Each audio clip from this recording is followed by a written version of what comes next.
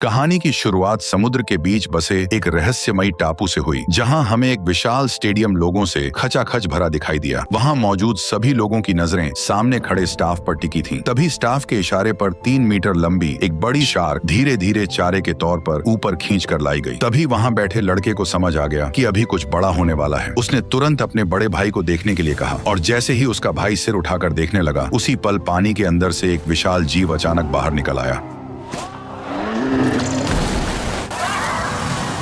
ठीक उसी पल देखने वाला प्लेटफॉर्म अचानक धीरे धीरे नीचे जमीन के अंदर उतरने लगा। दरअसल यहाँ एक और भी ज्यादा खतरनाक शो उनका इंतजार कर रहा था। जैसे ही प्लेटफॉर्म नीचे पहुंचा, तब वही विशाल जीव अब बिल्कुल सामने साफ दिखाई देने लगा, जिससे वहां मौजूद लोगों की एक्साइटमेंट और बढ़ गई। तभी जोरदार तालियों के बीच उस बड़े से जीव ने, जिसका नाम मोसासॉरस था, एक ही झटके में शार्क को पूरा निगल लिया। दरअसल भविष्य की दुनिया में एक टेक कंपनी ने जीन टेक्नोलॉजी की मदद से डायनासोरों को दोबारा जिंदा कर दिया था और पैसा कमाने के लिए उन्होंने पूरा एक आइलैंड खरीद लिया था। फिर सारे डायनासोर उसी आइलैंड पर रखे गए और उसी जगह को जुरासिक वर्ल्ड पार्क में बदल दिया गया। डायनासोरों की वजह से यह आइलैंड बहुत जल्दी दुनिया का सबसे बड़ा टूरिस्ट स्पॉट बन गया। हर साल यहाँ छुट्टियां मनाने आने वाले लोगों की संख्या करोड़ों में पहुंच गई। लेकिन 20 साल तक सब सुरक्षित चलने के बाद डायनासोर लोगों के लिए बिल्कुल चिड़ियाघर के हाथियों जैसे हो गए, जिससे अब लोगों को उनमें पहले जैसा इंटरेस्ट नहीं रहा। इसलिए गिरती कमाई और बढ़ते खर्च को रोकने के लिए डॉक्टर वू की टीम ने अलग अलग जानवरों के जीन मिलाकर एक नया मॉन्स्टर डायनासोर बनाया, जिसका बेहद सीधा और डरावना नाम इंडोमिनस रेक्स रखा गया, जिसे लोगों का इंटरेस्ट बढ़ाने के लिए तैयार किया गया था। लेकिन किसी को अंदाजा नहीं था कि यही डायनासोर पूरे पार्क के लिए सबसे बड़ी मुसीबत बनने वाला है। उसी समय पार्क का मालिक इंडोमिनस रेक्स को देखने पहुंचा। तब पता चला कि यह डायनासोर उम्मीद से ज्यादा बड़ा और बेहद चालाक है, जो कई बार कांच तोड़कर भागने की कोशिश कर चुका है। उसकी खतरनाक समझ देखकर मालिक घबरा गया और सिक्योरिटी चेक के लिए रिटायर हो चुके नेवी ट्रेनर ओवेन को बुलाया। दरअसल ओवेन पहले नेवी में काम कर चुका था और रिटायर होने के बाद उसे यहाँ डायनासोर को ट्रेन करने की जिम्मेदारी दी गई थी। इस समय वह रैप्टर एरिया में काम कर रहा था, जहाँ वो नेवी ट्रेनिंग में सीखे एक्सपीरियंस से रैप्टरों को कंट्रोल करने की कोशिश कर रहा था। और हैरानी की बात यह थी कि वो उन खतरनाक रैप्टरों को कंट्रोल कर पा रहा था। लेकिन तभी एक हादसा हो गया। जब नया फीडर एक छोटे सुअर को पकड़ने की कोशिश कर रहा था, उसी दौरान एक रैप्टर ने उसे झपटकर सीधे जू के अंदर खींच लिया और अगले ही पल वहाँ मौजूद सभी रैप्टरों का ध्यान उसी कर्मचारी पर टिक गया। और अब हालात ऐसे बन गए कि वह किसी भी पल रैप्टरों का शिकार बन सकता था। तभी खतरे की उस घड़ी में ओवेन ने तुरंत जू का गेट खोल दिया और तेजी से अंदर दौड़कर उस नए कर्मचारी के सामने खड़ा हो गया और रैप्टरों को पीछे हटने के लिए लगातार कमांड देने लगा।